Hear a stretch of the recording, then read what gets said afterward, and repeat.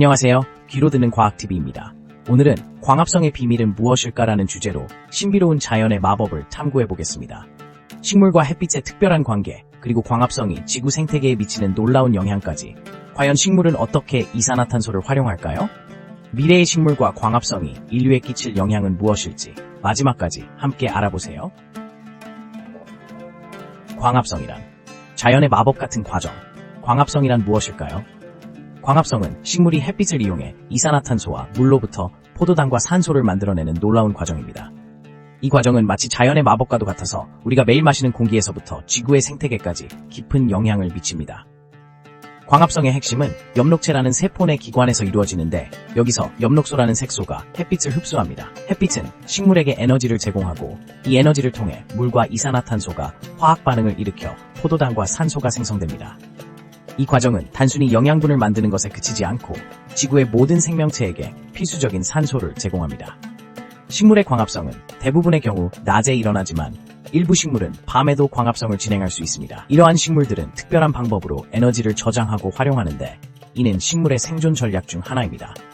이처럼 다양한 식물들이 각자의 방식으로 광합성을 수행하는 것은 정말 신비롭고 경이로운 일입니다. 광합성은 단순한 생명 과정이 아닙니다. 이 과정을 통해 생성된 포도당은 식물의 성장과 발달을 돕고, 이를 먹이로 삼는 동물과 인간에게도 중요한 에너지원이 됩니다. 이러한 이유로 우리는 광합성을 통해 생명체가 어떻게 연결되어 있는지를 이해할 수 있습니다. 결국 광합성은 자연의 복잡하고도 정교한 시스템의 중요한 부분으로 우리 지구에서 모든 생명이 유지될 수 있도록 돕는 필수적인 과정입니다. 이제 우리는 이 마법 같은 과정을 이해하게 되었고, 더 깊이 있는 탐구를 통해 미래의 식물과 광합성의 관계를 알아가는 것이 중요하겠습니다. 햇빛과 식물의 비밀스러운 관계는 매우 독특하고 중요한 주제입니다. 먼저 모든 생명체가 생존하기 위해선 에너지가 필요합니다. 이 에너지는 주로 태양에서 옵니다. 식물은 이 태양빛을 통해 광합성을 수행하며, 이는 그들의 생명 유지와 성장의 필수적인 과정입니다.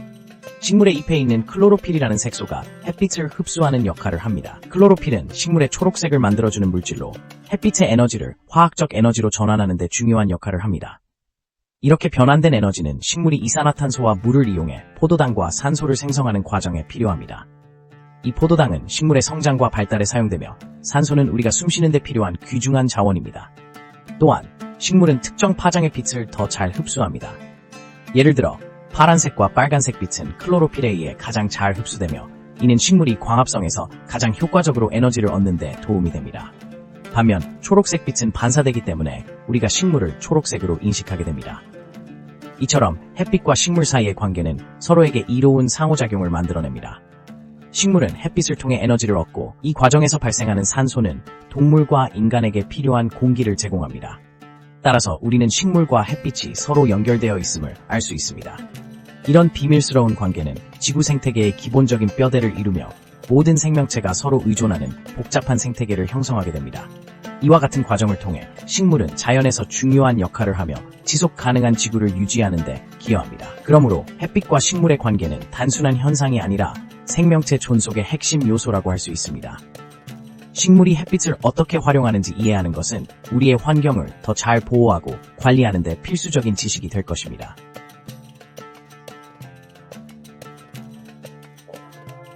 광합성이 지구 생태계에 미치는 영향, 정말 놀라워. 광합성은 지구 생태계의 기초를 이루는 중요한 과정입니다. 이 과정은 식물이 햇빛을 이용해 이산화탄소와 물로부터 포도당과 산소를 생성하는 것을 의미합니다. 하지만 광합성이 단순히 식물에만 국한된 것이 아니라 지구의 생태계 전반에 걸쳐 엄청난 영향을 미친다는 사실을 아시나요? 첫째, 광합성은 지구 대기에 산소를 공급하는 주요 원천입니다. 우리가 숨쉬는 산소의 약 50%는 해양식물, 특히 플랑크톤에 의해 생성됩니다. 따라서 광합성이 없다면 우리는 현재와 같은 지구에서 생존하기 어려웠을 것입니다. 둘째, 이 과정은 탄소 순환의 핵심입니다. 식물은 대기 중에 이산화탄소를 흡수하고, 이는 지구 온난화와 기후 변화에 직접적인 영향을 미칩니다. 식물의 광합성 활동이 활발할수록 대기 중 이산화탄소 농도가 낮아지며, 이는 지구 생태계의 안정성을 유지하는 데 중요한 역할을 합니다. 셋째, 광합성은 생물 다양성을 촉진합니다. 식물이 생산하는 포도당은 다른 생물들이 에너지를 얻는 기본적인 원천입니다. 초식동물은 식물을 먹고 그 동물들은 다시 육식동물의 먹이가 되며 이러한 식물, 초식동물, 육식동물 간의 관계는 복잡한 생태계 네트워크를 형성합니다. 마지막으로 광합성은 지구의 기후 조절에도 큰 기여를 합니다. 식물은 태양의 열을 흡수하고 수증기를 방출해 대기의 온도를 조절합니다. 이는 지구의 기후 패턴을 안정시키는 데 중요한 역할을 하며 다양한 생물들이 살 수 있는 환경을 제공합니다. 결론적으로 광합성은 단순한 식물의 생명 유지 과정이 아니라 지구 생태계의 건강과 다양성을 지키는 필수적인 과정입니다. 이 과정이 없다면 지금의 지구는 상상할 수 없을 것입니다. 어떻게 식물은 이산화탄소를 이용할까? 그 과정이 궁금해. 식물은 이산화탄소를 어떻게 이용할까요?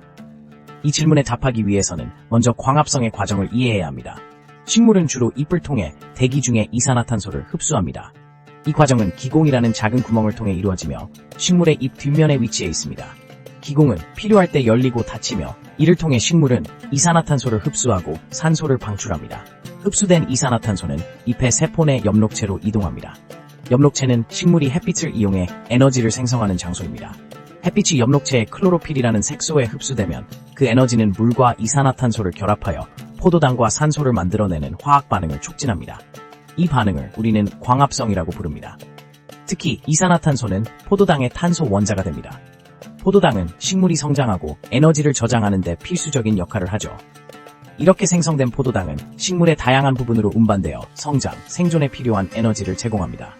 또한 남은 일부 포도당은 전분으로 저장되어 나중에 필요할 때 사용됩니다. 흥미로운 점은 식물이 이산화탄소를 흡수할 때 바로 그 과정에서 산소를 방출한다는 점입니다. 이 산소는 우리가 숨쉬는 데 필수적이며 지구의 생태계를 유지하는 데 중요한 역할을 합니다. 이처럼 식물은 이산화탄소를 활용해 에너지를 생산하고 동시에 우리에게 필요한 산소를 공급하는 중요한 존재입니다. 결국 식물의 이산화탄소 이용 과정은 단순히 탄소를 흡수하는 것을 넘어 지구 환경을 유지하고 생태계를 풍요롭게 만드는 데 필수적입니다. 식물의 이러한 능력은 우리가 지구를 더욱 건강하게 유지하는 데 큰 도움이 됩니다. 미래의 식물과 광합성, 인류에 대한 영향은? 미래의 식물과 광합성이 인류에 미치는 영향은 여러 가지 측면에서 매우 중요합니다. 현재 우리는 기후변화와 식량 문제, 그리고 환경오염 같은 다양한 위기에 직면해 있습니다. 이러한 문제를 해결하는 데 있어 식물의 역할은 더욱 두드러질 것입니다. 첫째, 식물은 이산화탄소를 흡수하고 산소를 방출하는 과정에서 지구의 온실가스를 줄이는 데 크게 기여합니다. 미래의 기술이 발전함에 따라 유전자 조작이나 인공지능을 활용해 더욱 효율적인 광합성 식물을 개발할 수 있을지도 모릅니다. 이렇게 개발된 식물들은 기존보다 더 많은 이산화탄소를 흡수하고 더 많은 산소를 만들어낼 수 있을 것으로 예상됩니다.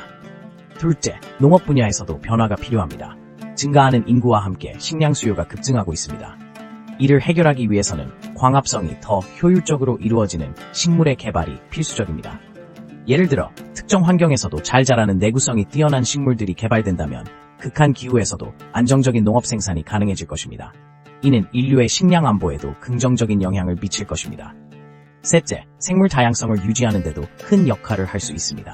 다양한 식물들이 공존하는 생태계는 건강한 환경을 유지하는 데 필수적입니다. 미래의 식물들이 이러한 생태계를 더욱 풍부하게 만들어준다면 인류는 더욱 지속 가능한 방법으로 자원을 활용할 수 있게 될 것입니다. 마지막으로 우리는 이러한 변화를 위해 적극적으로 연구하고 투자해야 합니다. 식물의 광합성 과정을 이해하고 이를 개선하기 위한 과학적 접근은 필수적입니다. 과학자들과 농업인들이 협력하여 지속 가능한 농업 시스템을 구축한다면 우리는 건강한 환경과 안전한 식량 공급을 동시에 이룰 수 있을 것입니다. 이처럼 미래의 식물과 광합성이 인류에 미치는 영향은 우리가 당면한 여러 과제를 해결하는 데 중요한 열쇠가 될 것입니다. 지속 가능한 발전을 위한 노력은 이제 선택이 아닌 필수입니다. 오늘의 광합성의 비밀은 무엇일까? 영상 시청해주셔서 감사합니다. 자연의 마법 같은 과정을 이해하는 데 도움이 되셨길 바랍니다.